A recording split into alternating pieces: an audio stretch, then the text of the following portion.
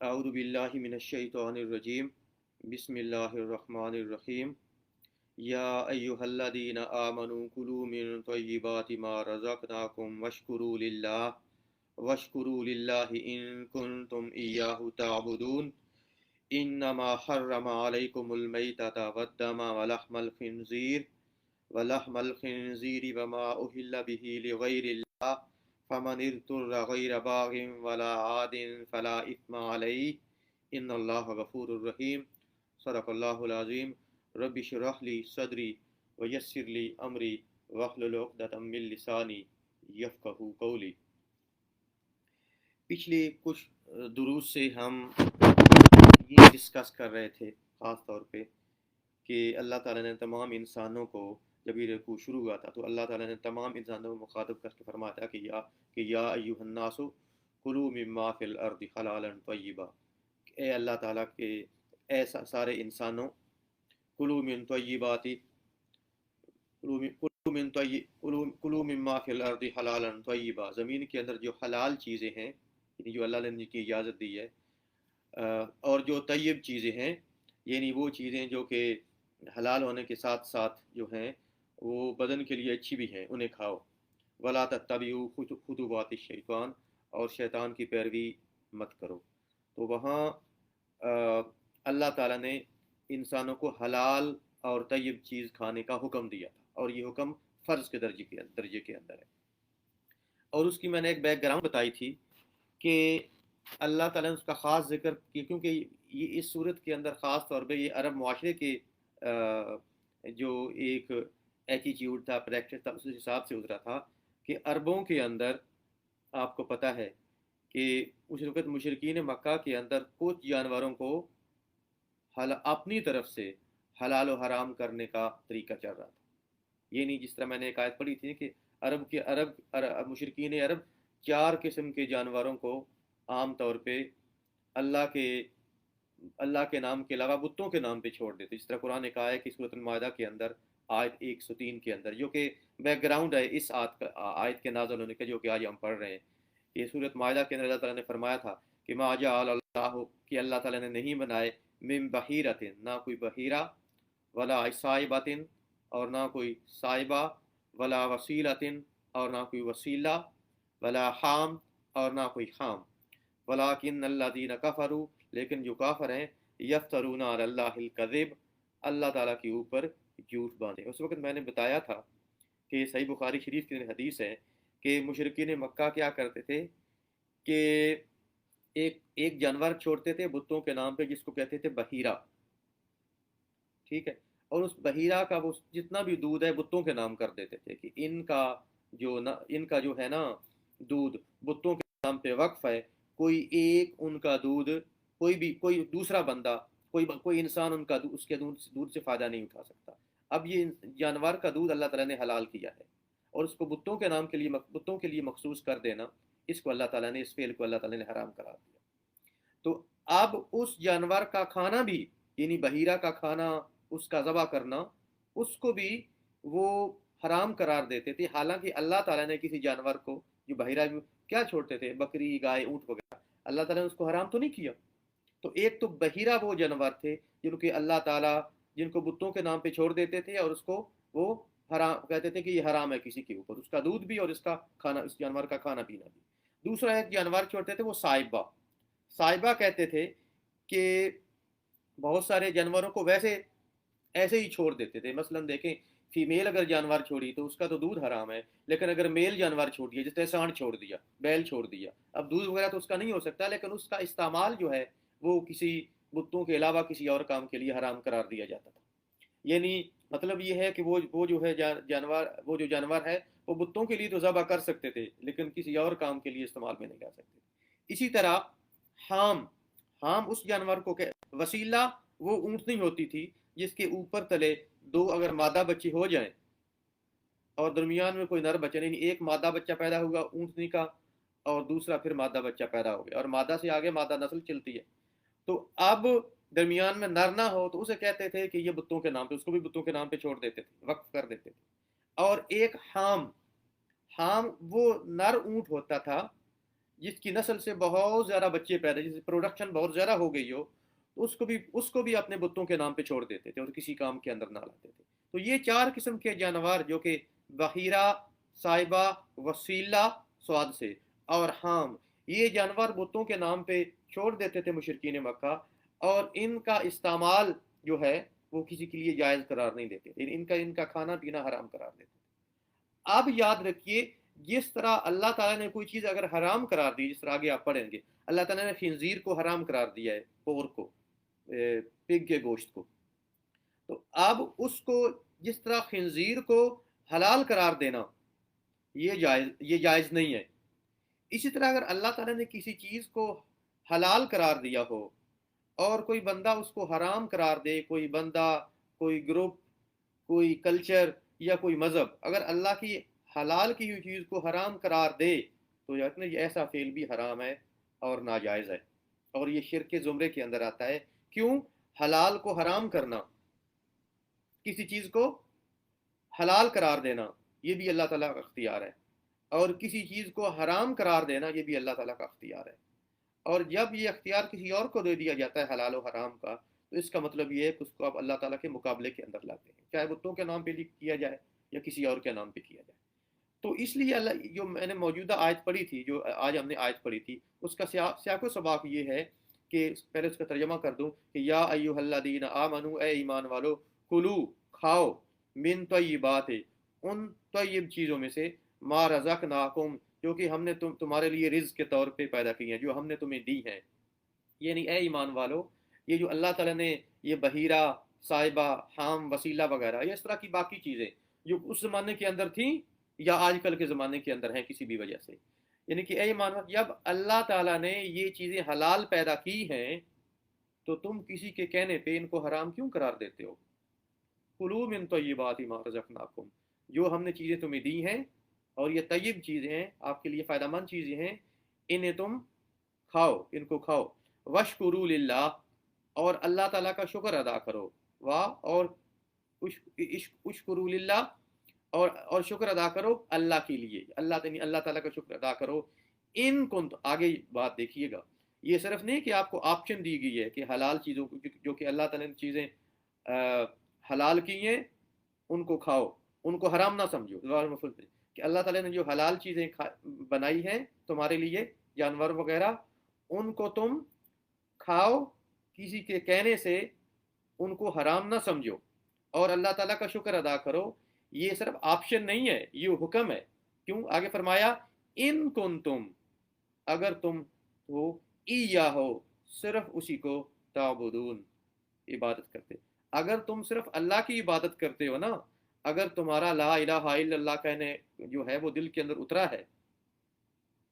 صرف اللہ کو الہ سمجھتے ہو، تو پھر اللہ تعالیٰ نے چیزیں حلال کر دی ہیں، کوئی بھی جانور جسے اللہ تعالیٰ نے فرض کرے حلال کر دیا ہے،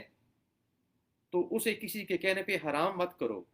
اسے تم اللہ کا نام لے کے کھاؤ، یا ایھا الذین آمنو کلوا من طیبات ما رزقناکم، جو ہم نے تمہیں چیزیں طیب دی ہیں، ان میں سے کھاؤ، وشکروا للہ، اور اللہ تعالیٰ کا شکر ادا کرو، ان کنتم ایاہ تعبدون، اگر تم صرف اللہ کی عبادت کرتے ہو، تو اگر صرف اللہ کو معبود سمجھتے ہو تو اللہ کے حلال کو حلال سمجھو، اللہ کے حلال کو حرام مت سمجھو۔ تو جیسے میں نے پہلے بتا دیا تھا، دوبارہ ایک ہمارے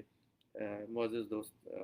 اگر لیٹ جوائن کیا ہے، کہ مشرکین مکہ کے اندر یہ پریکٹس تھی کہ انہوں نے کچھ جانوروں کو، بحیرہ، صائبہ، وسیلہ، حام، کچھ جانوروں کو بتوں کے نام پہ وقف کر دیتے تھے، چھوڑ دیتے تھے، اور ان سے کوئی بھی نفع لینا، اور ان کا کھانا بھی ہے، ان کا جو کھانا ہے اور ان میں سے پینا عام لوگوں کے لیے حرام قرار دیتے تھے، منع کر دیتے کہ یہ بتوں کے نام پہ وقف ہے، ٹھیک ہے۔ اس پریکٹس کو روکنے کے لیے یہ کہا گیا کہ جو چیزیں اللہ تعالیٰ نے حرام نہیں کی ہیں وہ تمہارے لیے حلال ہیں، ان کو کھاؤ اور اللہ تعالیٰ کا شکر ادا کرو، اگر تم صرف اللہ کی عبادت کرتے۔ اس کا مطلب یہ ہے کہ جو بندہ اللہ کی حلال کی ہوئی چیز کو کسی اور کے کہنے سے حرام کر دے گا، تو اس کا مطلب یہ ہوا کہ پھر وہ صرف اللہ کی عبادت نہیں کرتا، میں اس کی تشریح کر رہا ہوں، ان کنتم ایاہ تعبدون، اگر تم صرف اللہ کی عبادت کرتے ہو۔ جو بندہ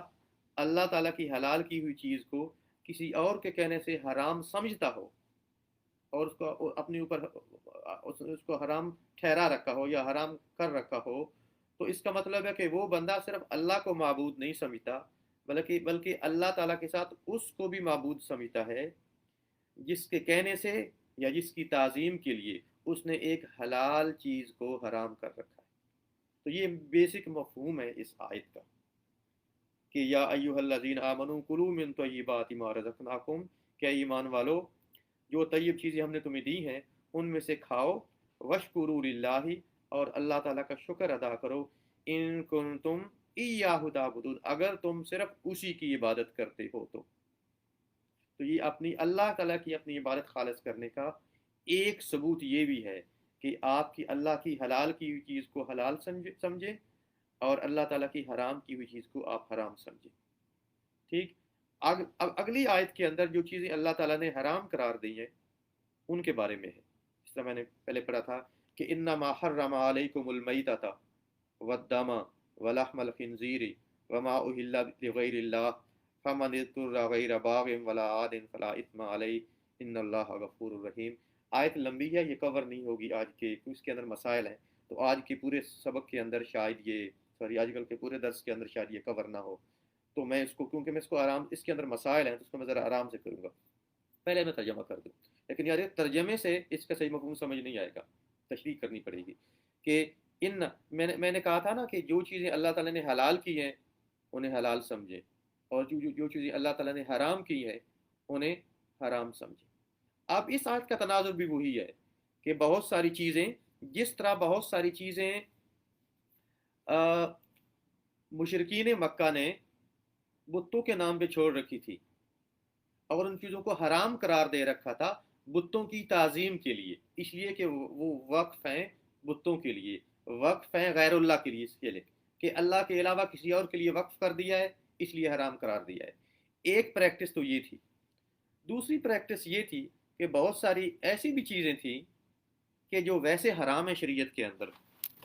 لیکن مشرکین مکہ نے ان کو حلال قرار دیا ہوا۔ مثال کے طور پہ اگر یہ جانور جو بتوں کے نام پہ چھوڑتے تھے، اور اگر اس فرض کریں وہ جانور جو ہے اس کے پیٹ سے مردہ بچہ نکلتا تھا تو حالانکہ وہ میتہ کے حکم کے اندر ہے، کوئی جانور مر گیا جو کہ بتوں کے نام پہ وقف ہوتا تھا اور اس کے پیٹ سے بچہ نکلا جو مردہ ہوتا، اگر وہ بچہ مردہ ہوتا تو مرد اور عورت دونوں مل کے کھاتے، اور اگر وہ بچہ زندہ نکلتا تو صرف مرد کھاتے، کہتے تھے ہماری عورتوں کے لیے حرام ہے۔ ٹھیک ہے، اب زندہ نکلا تو ویسے تو وہ شرعن اگر ذبح کر لیا جائے تو حلال ہے، لیکن وہ تو ذبح بتوں کے نام پہ کرتے تھے، لیکن اگر وہ مردہ پیدا ہوتا تو یہ جو مردہ آگے آپ پڑھیں گے کہ مردار کھانا تو حرام ہے لیکن اس کو کھاتے تھے یہ۔ اس طرح اور ان کے معاشرے کے اندر جو جانوروں کا جو خون تھا وہ ذبح کے وقت، یعنی جانوروں کا جو خون نکلتا ہے جانور کو سلاٹر کرتے ہوئے ذبح کرتے ہوئے، اس سے پرہیز نہیں کرتے تھے، اس کو یہ کھاتے تھے۔ اس طرح خنزیر کو حرام نہیں سمجھا جاتا تھا۔ اس طرح جانوروں کو بتوں کے لیے وقف کرتے تھے اور پھر اس کو سلاٹر کر لیتے تھے اور اس کو ذبح کرتے ہوئے بتوں کا نام بھی لیتے تھے کہ یہ فلاں بت کے لیے وقف ہے۔ اب اس طرح کی ساری جو پریکٹسز تھیں، اب یہ ساری چیزیں جو تھی، ان پریکٹسز کی ان ان کے کاموں کی نفی کرنے کے لیے یہ آیت خاص طور پہ نازل، جس کا میں نے ابھی ذکر کیا ہے کہ انما، کہ بے شک اللہ تعالیٰ نے حرام قرار دیا علیکم تمہارے اوپر، انما حرم علیکم، بے شک اللہ تعالیٰ نے تمہارے اوپر حرام قرار دیا ہے المیتہ، مردار کو، ٹھیک، مردار جو کہ خود مر گیا ہو، بقیرہ ذبح نہ کیا گیا ہو اللہ کے نام پہ، میں مختصراً پہلے تشریح کر دوں، والدم، اور خون کو، یعنی خون حرام ہے، اور جگہ آیا دم مسفوحہ، وہ خون جو ذبح کرتے ہوئے گردن سے نکلتا ہے نا، وہ بہتا ہوا خون، وہ خون مراد ہے۔ ٹھیک ہے، ولحم الخنزیر، اور خنزیر کا گوشت، یا مفہوم یہ ہے کہ عام جانور کو جو ویسے حلال ہے، ٹھیک ہے، اس کو ذبح کر لیا جائے تو حلال ہے، ذبح نہ کیا جائے تو حرام ہے۔ تو اصلاً عام جانور کا جو گوشت ہے وہ حلال ہے، لیکن شرط یہ ہے کہ اللہ کے نام پہ ذبح کیا جائے. لیکن خنزیر ایسی چیز ہے ذبح بھی کوئی کر لے تو آپ کو پتہ ہے حلال نہیں ہوگا. ٹھیک ہے نا. اس لیے لحم الخنزیر کہا, صرف خنزیر نہیں کہا کہ حرام جو کیا گیا ہے وہ لحم الخنزیر ہے. یہ خنزیر کو ذبح بھی کر لیا جائے تو اس کا گوشت پھر بھی حرام ہے. ولحم الخنزیر ہے, تمہارے اوپر حرام کیا گیا ہے خنزیر کا گوشت. وما, اور جو اوہلا, جس کے اوپر پکارا جائے, بہی, جس کے لیے, لغیر اللہ, اللہ کے علاوہ کسی اور کو. وما اوہلا بہی لغیر اللہ, اور ایسا جانور جس جس کے جس کو اللہ کے علاوہ کسی اور کے لیے پکارا گیا ہو. فما اوہلا, جس کو پکارا گیا ہو, بہی, لغیر اللہ, اللہ کے علاوہ کسی اور کے لیے. اس کی دونوں تشریح موجود ہیں. ایک اس کی مفسرین دونوں میں آپ کو بتا رہا ہوں, لوگ یہ نہ کہیں کہ آج کل کسی کو مسلک کو میں ٹارگٹ کر رہا ہوں. اس کی تفسیر میں مفسرین, یہ دوسری صدی ہجری کے علامہ ابن طبری نے اس کے اندر دونوں روایات لکھی ہیں, وما اوہلا بہ لغیر اللہ. اس کا ایک مفہوم یہ ہے جو محدثین مکہ اس طرح کرتے تھے کہ ذبح کرتے وقت بلند آواز سے کہتے تھے یہ لات, منات یا عزا کے نام, ذبح کرتے وقت اللہ کا نام نہیں لیتے تھے, کسی اور کا نام لیتے تھے. ایک یہ بھی ہے, ایک یہ. اور دوسری یہ بھی ہوتی تھی کہ اس کو بتوں کی تعظیم کے لیے, اس کو بتوں کی تعظیم کے لیے ذبح کرتے تھے. یعنی ذبح کرتے وقت بتوں کا نام لینا ضروری نہیں تھا. بتوں کا نام نہیں بھی لیا,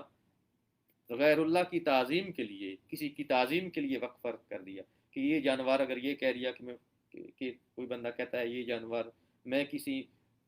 فلاں بت کی تعظیم کے لیے وقف کر دیتا ہوں, یعنی میں فلاں جس طرح ہندو کرتے ہیں نا مزار کے اوپر, کہ یہ جانور جو ہے یہ فلاں, جس طرح ہندو کرتے ہیں نا یہ مندر وغیرہ کے اوپر, کہ یہ مندر یا جس کے نام سے مندر ہے اس کے نام سے یہ جانور میں مندر کے اوپر چھوڑ دیتا ہوں اور مندر کے لیے وقف کر دیتا ہوں. تو اس کو تعظیم, اس کو لغیر اللہ, اس کو کہتے ہیں وقف لغیر اللہ, غیر اللہ کے لیے وقف کرنا. علامہ ابن طبری نے یہ دوسری چیز جو ہے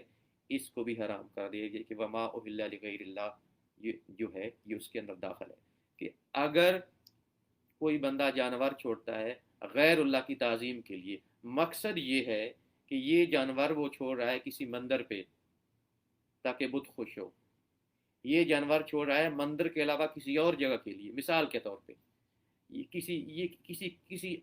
کسی قبر کے اوپر وہ اس لیے چھوڑ رہا ہے کہ میرا یہ جانور چھوڑنے سے یہ جو صاحب قبر ہے یہ خوش ہوگا. ٹھیک, اگر یہ ہے تو پھر یہ یاد رکھیے یہ تعظیم صرف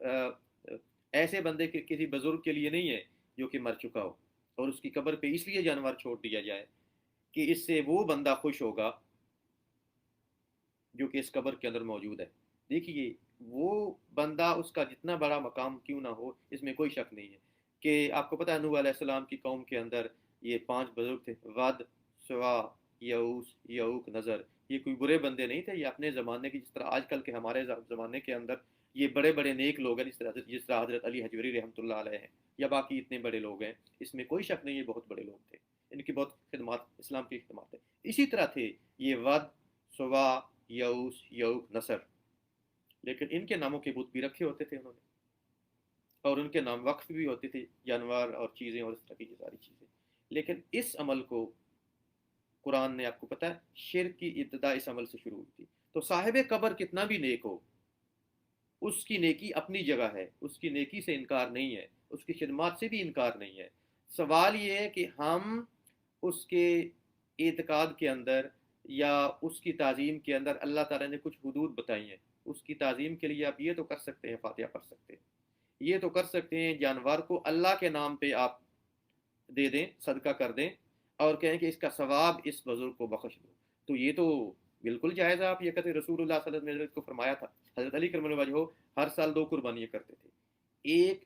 اپنے نام سے کرتے تھے کہ یہ میری طرف سے قربانی ہے, اور ایک رسول اللہ صلی اللہ علیہ وسلم کے نام سے کرتے تھے. وہ تو جائز ہے. جانور آپ نے کہا کہ یہ جانور جو ہے یہ میں صدقہ کرتا ہوں اللہ کی راہ کے اندر, اور اے اللہ اس کا ثواب حضرت علی حجویری رحمۃ اللہ علیہ کو پہنچا دے, یہ بالکل جائز ہے. لیکن اگر اس لیے جانور چھوڑ دیا کہ میں جانور چھوڑ رہا ہوں ان کے مزار پہ کہ اس سے وہ خوش ہوں گے, اگر ان کی تعظیم مقصود ہے تو یہ وما اہل لغیر اللہ کے اندر داخل ہے، اور اس کے اندر جتنے بھی صاحب علم ہیں، چاہے ان کا کسی بھی مسلک سے تعلق ہو، ان کا اس کے اندر کوئی یاد رکھیے، کوئی میں عام لوگوں یا عوام کی بات نہیں کر رہا، میں جو ہیں وہ محقق علماء کی بات کر رہا ہوں، ٹھیک ہے، جو کہ کسی لالچ کے اندر، کسی مقصد کے اندر نہیں ہے، دنیا داری کے اندر نہیں ہے. سب کا فتویٰ یہی ہے کہ اگر غیر اللہ کی تعظیم کے لیے، چاہے وہ غیر اللہ جو ہے وہ مندر والا ہو، چاہے وہ غیر اللہ قبر والا ہو، اور چاہے وہ غیر اللہ کوئی زندہ ہو، اگر اس کی تعظیم کے لیے بھی اگر آپ اس طرح کوئی جانور وقف کرتے ہیں تو وہ وما اہل لغیر اللہ کے اندر داخل ہے. یاد رکھیے، اس طرح یاد رکھیے. بلکہ یہ موجود ہے، یہ تفاسیر کے اندر غالباً صحیح مسلم کی روایت ہے کہ حضرت عائشہ رضی اللہ عنہا سے پوچھا گیا کہ یہ جو جتنے بھی نان مسلم ہیں، مجوسی وغیرہ، یہ اپنے تہواروں پہ بہت کچھ پکاتے ہیں، گوشت وغیرہ، اور اس کا گوشت ہمیں بھیجتے ہیں یا وہ کھانا ہمیں بھیجتے ہیں جو تہواروں پہ بھیجتے ہیں. اب یہ میرے سارے دوست غور سے سنیے گا، ہم بھی غیر مسلموں کے ساتھ رہتے ہیں، تو یہ اس طرح کھانا وغیرہ اس طرح پکاتے ہیں، اور اس کے اندر ظاہر ہے کہ انہوں نے گوشت کے بارے میں خاص طور پہ پوچھا، تو ان کے یہاں سے جو چیزیں آتی ہیں ہم کھا لیں یا نہ کھائیں. تو آپ نے فرمایا کہ ان کے جو تہواروں وغیرہ پہ چیزیں آتی ہیں ان کو تم کھا نہیں سکتے. ہاں، اگر ان کے کوئی فروٹ وغیرہ ہے نا، اگر وہ کوئی فروٹ وغیرہ بھیجیں تو ان فروٹ وغیرہ کو، یعنی پھل وغیرہ کو آپ استعمال کر سکتے ہیں. کیوں؟ یاد رکھیے کہ یہ بھی ان کے تہوار اگر غیر اللہ کے لیے ہیں تو عام ان کی مقصد یہ ہوتی ہے کہ غیر اللہ کی تعظیم اس کے لیے ہوتا ہے. تو غیر اللہ کی تعظیم کے لیے اس طرح کوئی بھی چیز اگر ہے تو وما اہل لغیر اللہ کے اندر داخل ہے. ٹھیک ہے، چلیے، میں نے کہا تھا میں تشریح اگلے ہفتے کروں گا، لیکن اس کے اندر بارہ تشریح اس کے اندر آگے. اور لیکن دو باتوں کے اندر فرق رکھیے. اسی طرح اگر کسی کے یہاں کوئی بہت بڑا بندہ آتا ہے، یاد رکھیے یہ بھی عام طور پہ ہے. ایک صورتحال یہ بھی ہوتی ہے کسی کے گھر کوئی بہت بڑی شخصیت مہمان آ گئی، ٹھیک. اب دیکھیں، ایک پریکٹس یہ بھی ہے، ایک تو ہے کہ مہمان کی تعظیم کے لیے، مہمان کی ضیافت کے لیے، مہمان کی دعوت کے لیے آپ نے ایک جانور ذبح کیے، دو جانور ذبح کیے، تین جانور ذبح کیے، ٹھیک ہے، یہ جائز ہے. لیکن بعض جب ایسا بھی ہوتا ہے کہ مہمان کی تعظیم کے لیے 50 ذبح کر دیے، کھانا آپ نے ایک بھی نہیں ہے، یا ایک آپ کھائیں گے بمشکل. اب یہ جو آپ نے 50 ذبح کیے ہیں نا، یہ ضیافت مقصد نہیں ہے، یاد رکھیے. تو چاہے ان کے اوپر اللہ کا نام لیا ہو، یہ اہل لغیر اللہ کے اندر داخل ہے، یاد رکھیے. اور یہ احادیث سے اور صحابہ کرام کے عمل سے یہی ثابت ہے. تو ضیافت کے لیے جائز ہے، یاد رکھیے. ضیافت کے لیے تو آپ جتنے بندے ہیں اس حساب سے پکائیں گے نا. چلیں ڈبل کر لیں، ساتھ نوکروں کو بھی دے دیں گے، 3 گنا کر دیں، پڑوسیوں کے آپ بھی بھیج دیں گے. 50 گنا تو نہیں کریں گے نا. جو 50 گنا ہوگا نا وہ تعظیم کے لیے ہوگا، اور یہ وما اہل لغیر اللہ کے اندر داخل ہے، یاد رکھیے. اور اس کے اندر ایک اور بھی بات ہے جو میں آپ کو بتا دوں، اسی آیت کی جو تشریح ایک اور آیت کے اندر ہوتی ہے، جو کہ آیت جو ہے سورۃ المائدہ کے اندر آیت نمبر 5 کے اندر شامل ہے. اور اس کے اندر خاص طور پہ اللہ تعالیٰ نے یہ فرمایا ہے، یہ تقریباً ملتی جلتی آیت ہے، اس کو میں پڑھ دیتا ہوں. اس کی تشریح کے اندر، یہ اسی آیت کی تشریح کے اندر شامل ہوگی کہ حرمت علیکم المیتۃ، کہ تمہارے اوپر حرام کیا گیا ہے میتہ یعنی مردار، والدم اور خون، وما ولحم الخنزیر اور خنزیر کا گوشت، وما اہل لغیر اللہ بہ، اور جس کے اوپر اللہ کا نام پکارا گیا ہو. یہ تو بات سمجھ آ گئی. آگے میتہ کی تشریح آ گئی ہے کہ مردار کے اندر کیا چیز شامل. یاد رکھیے جو جانور خود مر گیا وہ بھی مردار کے اندر شامل ہے. اور جس جانور کو ذبح کرتے وقت اللہ تعالیٰ کا نام جان بوجھ کے نہیں لیا گیا، یاد رکھیے جان بوجھ کے نہیں لیا گیا، وہ بھی میتہ مردار کے اندر داخل ہے. ہاں، ایک مسلمان تھا، ذبح کرتے ہوئے اللہ کا نام لینا بھول گیا اور ذبح کر دیا، اب وہ حلال ہے، بعد میں اللہ کا نام وہ لے سکتا ہے، ٹھیک ہے. اور اسی طرح جان بوجھ کے اللہ کا نام نہیں لیا، مردار ہے، مردار کے حکم کے اندر ہے، حرام ہے. اسی طرح اللہ تعالیٰ کے علاوہ کسی اور کا نام لے لیا، جس طرح مشرکین مکہ اللہ تعالیٰ کے نام کے بجائے بتوں کا نام لیتے تھے، ٹھیک ہے. تو یہ سارا میتہ کے اندر داخل ہے، یہ سارا میتہ اور مردار کے حکم کے اندر ہے. تو حرم علیکم میتہ کے اندر یہ داخل ہے کہ مردار کے اندر کیا کچھ شامل ہے. اور دوسری یہ چیز بھی ہے کہ یہ میتہ جو ہے ان جانوروں کے بارے میں ہے جو کہ خشکی کے جانور ہیں. وہ جانور جو کہ سمندر کے اندر، اس طرح اللہ تعالیٰ نے فرمایا کہ حرم علیکم صید البحر، کہ تمہارے لیے جو شکار ہے نا سمندر کا، پانی کا، وہ حلال کیا دیا گیا۔ تو جو وہ جانور جو حلال ہیں اور جو ہوتے ہیں پانی وغیرہ کے اندر، آبی جانور، ایکویٹک اینیمل جنہیں ہم کہتے ہیں، ان کا ذبح کرنا یاد رکھیے ضروری نہیں ہے، یہ ذہن رکھیے۔ مچھلی وغیرہ ہے، پھر وسلم نے فرمایا، وسلم کی ایک حدیث شریف ہے کہ یہ تو میں نے آیت تو پڑھ دی کہ حرم علیکم صید البحر، کہ تمہارے لیے باہر یعنی سمندر وغیرہ کا جو شکار ہے وہ حلال ہے۔ اور اس کی وضاحت ایک اور حدیث، رسول اللہ صلی اللہ علیہ وسلم نے فرمایا کہ کہ سمندر کا پانی حلال ہے، کہ سمندر کا پانی پاک ہے اور اس کا مردار حلال ہے۔ تو یہاں میتہ تک صاف تشریح آ گئی کہ یہاں جو میتہ موجود ہے، جو ہم نے پڑھ رہے ہیں حرم علیکم المیتہ، تو اس سے مراد عام طور پہ خشکی کے اندر جو ہے ٹیریسٹریل اینیمل جنہیں آپ کہتے ہیں وہ مراد ہیں اگر وہ حلال ہیں تو۔ لیکن اگر سمندر کا کوئی جانور ہے وہ مر گیا ہے اپنے آپ بھی، تو وہ جو ہے وہ حلال ہے۔ اس کی ایک اور حدیث بھی ہے، وہ حدیث دوسری آ گئی۔ تو پھر میتہ کی تشریح کے اندر چار اور چیزیں ہیں کہ ول من خانفاتو، قرآن نے کہا کہ ول من خانفاتو، من خانف آپ خناق جانتی ہیں، اگر کوئی جانور گلا گھونٹنے سے مر گیا اور ذبح کرنے سے پہلے اس کی موت ہوگی تو وہ بھی حلال ہے۔ ول موقوذاتو، اور وہ جانور جو چوٹ کھا کے مرا ہو، مثال کے طور پہ جانور حلال تھا، آپ نے پکڑنا تھا، آپ نے اٹھا کے اسے کوئی اینٹ وغیرہ ماری، اینٹ لگنے سے وہ گر گیا اور آپ کے ذبح کرنے سے پہلے وہ مر گیا، ایسی صورت کے اندر یاد رکھیے وہ چوٹ کھا کے مرا ہوا جانور ہے اور وہ حرام۔ اس طرح یاد رکھیے ایک اور بھی اس سے متعلقہ مسئلہ جو کہ میں بتا دوں، اگر آپ نے تیر وغیرہ، اگر آپ نے جانوروں پہ، جس طرح آپ نے جانور ٹرین کیے ہوتے ہیں، ان کو تربیت دی ہوتی ہے شکار کے لیے، جس طرح بعض لوگ رکھتے ہیں، ایگل رکھتے ہیں یا ڈاگز رکھتے ہیں، شکاری کتے رکھتے ہیں، اگر آپ نے ان کو سدایا ہوا ہے، انہیں آپ وہ چھوڑتے ہیں جو ہیں وہ جانوروں کے پیچھے، اور وہ آپ کے لیے پکڑ لیتے ہیں جانور کو، اگر زخمی بھی ہو جائے تو اس کو آپ ذبح کر کے کھا سکتے ہیں، یاد رکھیے گا۔ لیکن اگر اس میں سے وہ خود کھا لینا، یاد رکھیے، کتا آپ نے چھوڑا شکاری جانور پہ، اس نے وہ شکار پکڑا اور اس میں سے کھانا شروع کر دیا، جب اس نے کھانا شروع کر دیا اس کا مطلب ہے وہ پوری ٹرینڈ نہیں ہے، اس نے اپنے لیے پکڑا ہے، آپ کے لیے نہیں پکڑا، ٹھیک ہے۔ تو شکاری کتے سے جو ہے شکار کرتے ہیں یا شکاری جانوروں سے، وہ بھی حلال ہے۔ اسی طرح اگر تیر وغیرہ سے جو شکار کیا جاتا ہے، یعنی آپ نے اللہ کا نام لے کے جانور کے اوپر تیر چھوڑ دیا اور جانور مر گیا، اب آپ نے ذبح تو نہیں کیا لیکن تیر آپ نے اللہ کا نام لے کے چھوڑا تھا، اس لیے وہ حلال ہے۔ لیکن یاد رکھیے گا یہاں موقوذہ، تو کیونکہ موقوذہ کا مراد ہے جس جانور کو چوٹ لگی ہو اور وہ مر گیا، وہ حرام ہے۔ لیکن تیر کے علاوہ جو باقی چیزیں ہیں، جس طرح گولی وغیرہ ہے، اس طرح کی باقی چیزیں یاد رکھیے،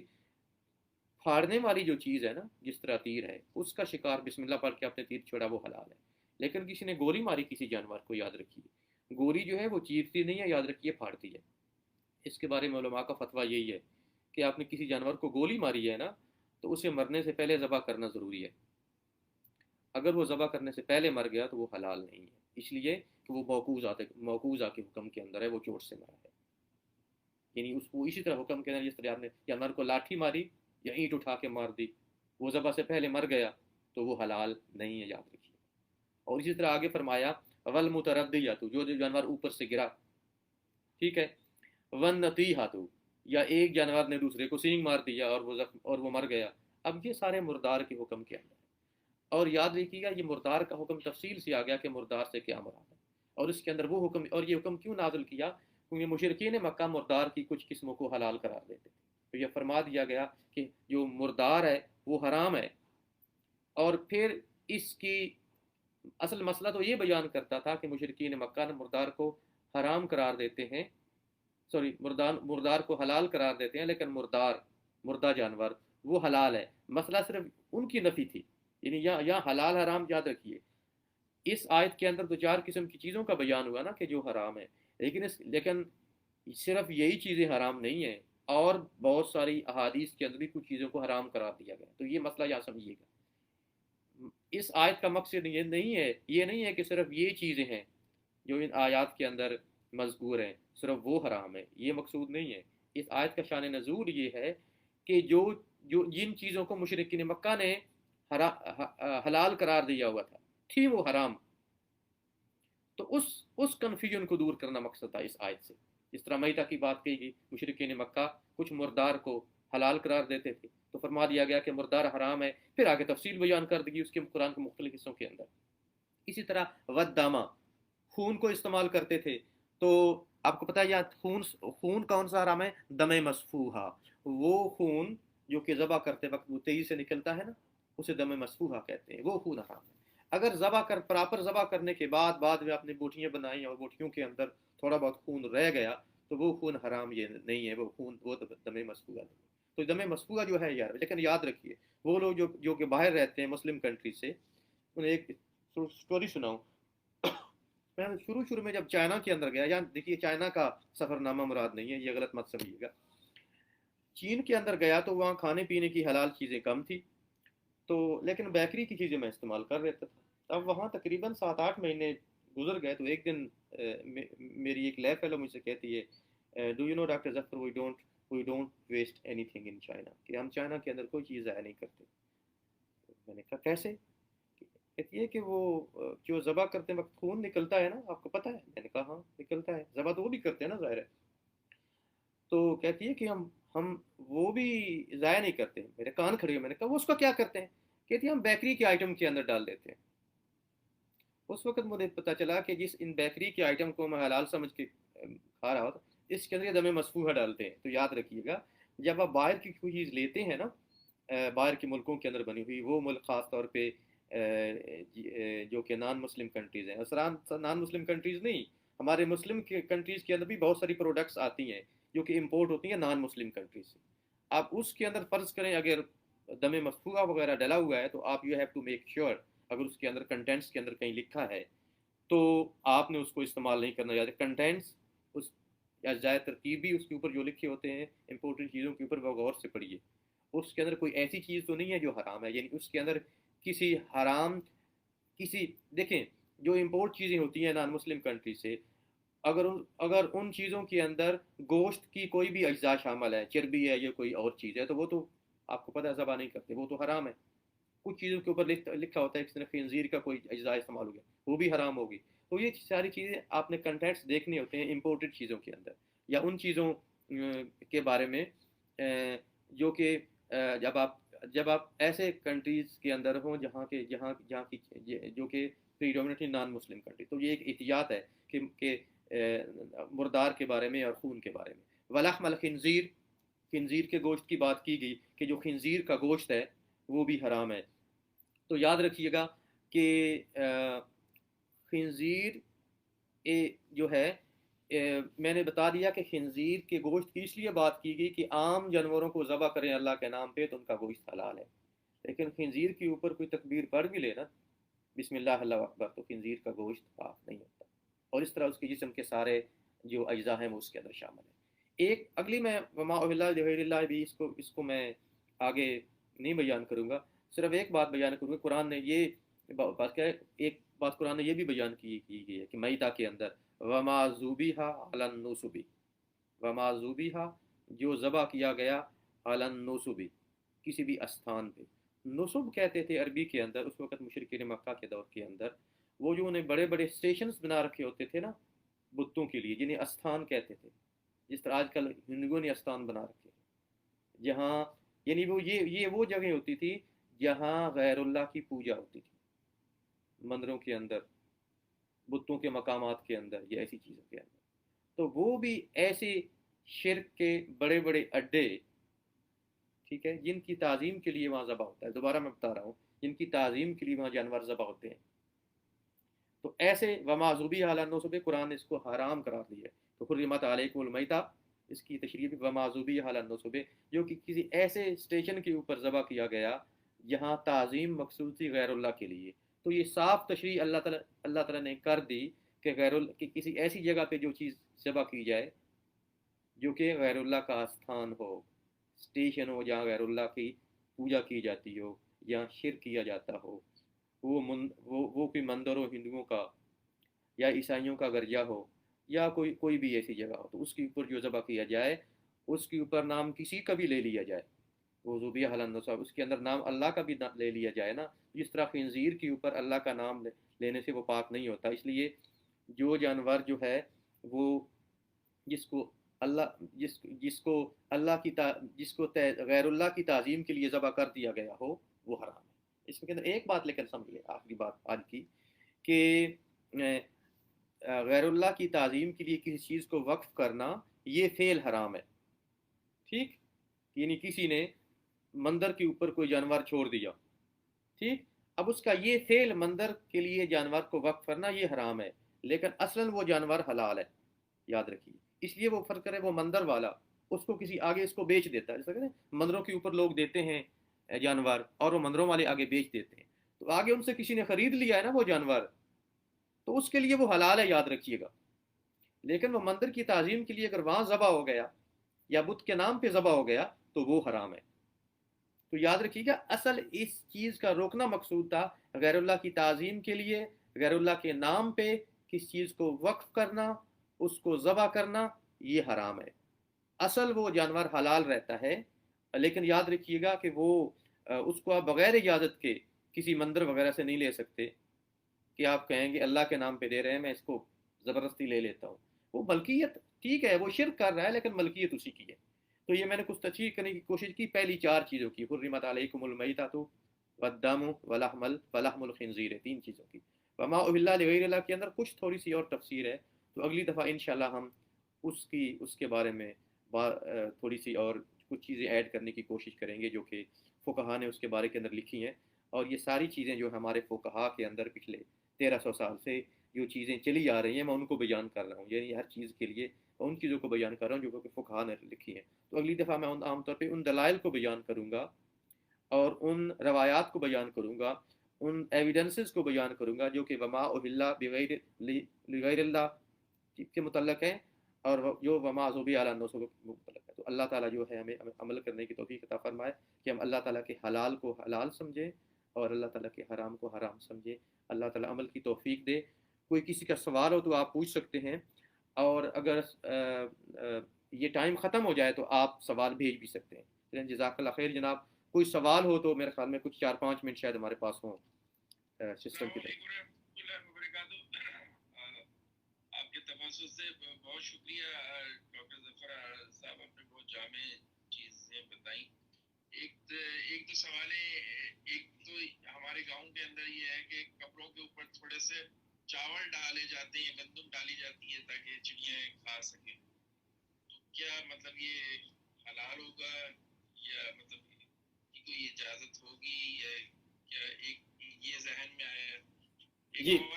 حضرت، پہلے سوال کا جواب ٹائم نہ نکل جائے نا۔ دیکھیے،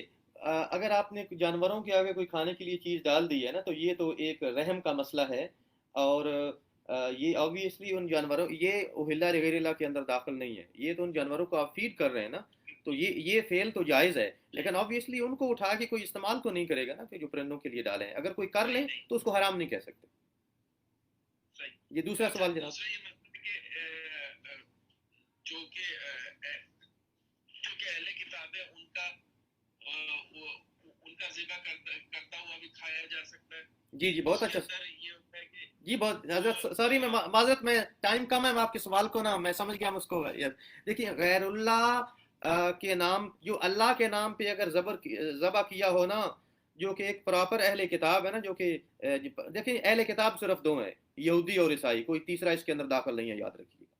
اگر آپ کو کنفرم کرنا ضروری ہے، کیونکہ آج کل کے بعد لوگ نہیں بھی کرتے، اہل کتاب بہت سارے ایسے ہیں۔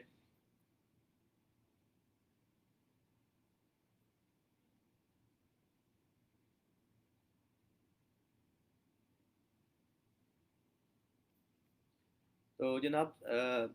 تو اہل کتاب میں سے، یہودی اور عیسائیوں میں سے اگر آپ کو کنفرم ہے کہ ذبح کرتے ہوئے وہ اللہ تعالیٰ کا نام لیتے ہیں تو اس کو کھانے کی اجازت ہے، لیکن آج کل کی پریکٹس میں دیکھا گیا ہے کہ یہود تو ٹھیک ذبح کرتے ہیں،